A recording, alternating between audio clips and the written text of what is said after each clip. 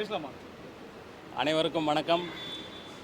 என்னுடைய அடுத்த படத்திற்கான படப்பிடிப்பு தூத்துக்குடியில் நடக்க இருக்கிறது. அதில் கலந்து கொள்வதற்காக நாங்களும் எங்கள் படக்குழுவும் அங்கு சென்று கொண்டிருக்கிறோம்.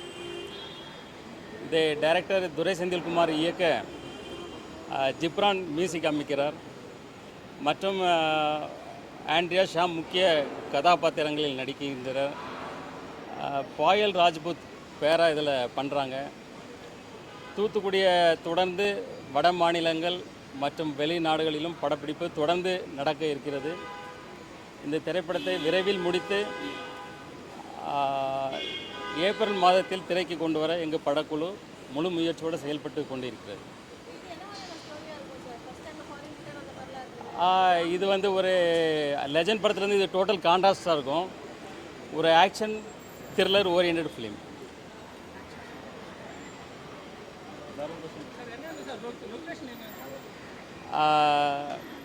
ஜார்ஜியாவில் இருக்குது. மூணாவது கட்ட படப்பிடிப்பு வந்து ஜார்ஜியாவில் இருக்குது.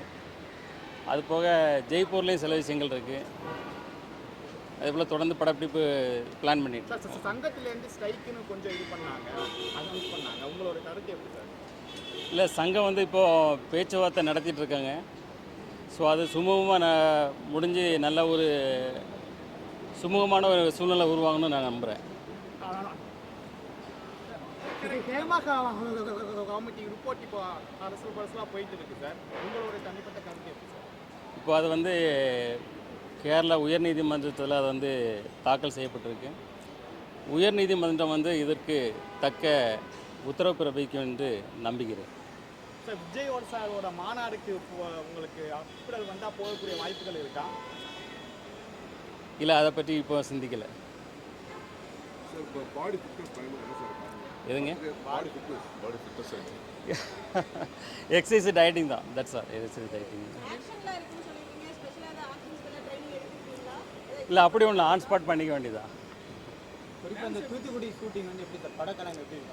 இது வந்து ஹார்பரை சுற்றி உள்ள விஷயங்கள், ஹார்பரை சுற்றி உள்ள விஷயங்கள் நடக்குது. அது போக அந்த கிராமங்களில் நடக்கிற சில விஷயங்களும் அதில் செயல்பட்டுருக்கு. இதில் அரசியல் இருக்குமா?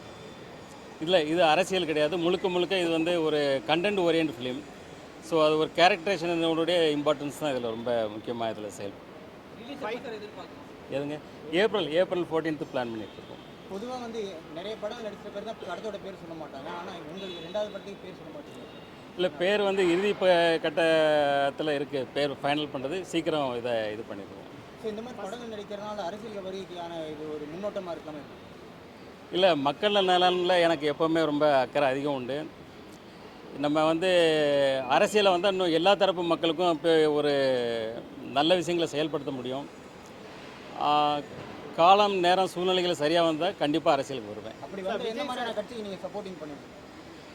இல்லை, அது அந்த காலகட்டத்தில் நான் உங்களுக்கு தெரிவிக்கிறேன். விஜய் சாருக்கு சப்போர்ட் பண்ணலாம் வாய்ப்புகள் இருக்கா சார்? கட்சியோட இணைந்து செயல்படுற மாதிரி திராவிட கட்சிகள் இல்லை, இப்போதைக்கு எல்லாருமே வந்து விஜய் சார்ந்துதான் இப்போ இல்லை, இப்போதைக்கு அந்த முடிவு இன்னும் எதுவும் எடுக்கல. ஆக்சுவலி வர 26 எலெக்ஷன் பார்த்திங்கன்னா ஒரு மும்முனை போட்டியாக மிக தீவிரமான ஒரு போட்டியாக தான் இருக்கும். இதில் வந்து எந்த கட்சி வந்து ஒரு பலமான கூட்டணி அமைக்கிறதோ அவங்க தான் ஆட்சி அமைக்க முடியும். இதுதான் என்னோட கருத்து. அதான் உங்களோட கருத்து தான் சொல்கிறோம். அந்த ஸ்ட்ராங்கான கட்சி விஜய் கட்சியாக இருக்க வாய்ப்பு இருக்கா கேட்குறேன். இல்லை, மும்முனை போட்டின்னு சொல்லியிருக்கேன். திமுக அதிமுக விஜய் கட்சியா?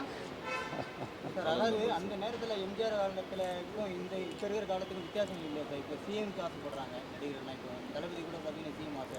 இது எப்படி பாருங்க? எடுத்தோடனே சிஎம் இல்லை, அதை மக்கள் தான் முடிவு பண்ணணும். ஏன்னா வந்து மக்கள் தான் முடிவு பண்ணணும். சார், விஜய் சாரோட லாஸ்ட் மூவி அனௌன்ஸ்மெண்ட் இன்னைக்கு இருக்கு சார். நீங்களும் இன்னைக்கு அனௌன்ஸ் பண்ணிருக்கீங்க. அவருக்கு போட்டி அந்த மாதிரி. ஐயோ, பெரிய பெரிய விஐபிலாம் வந்து பார்த்தீங்கன்னா பிஜேபியில தான் வந்து சேர்றதுக்கு அதிக வாய்ப்பு இருக்குது. நீங்கள் அது மாதிரி பிஜேபி இல்லை, என் கொள்கைகளுக்கு உடன்பாடான கட்சிகளோடு நான் இணைந்து செயல்படுவேன்.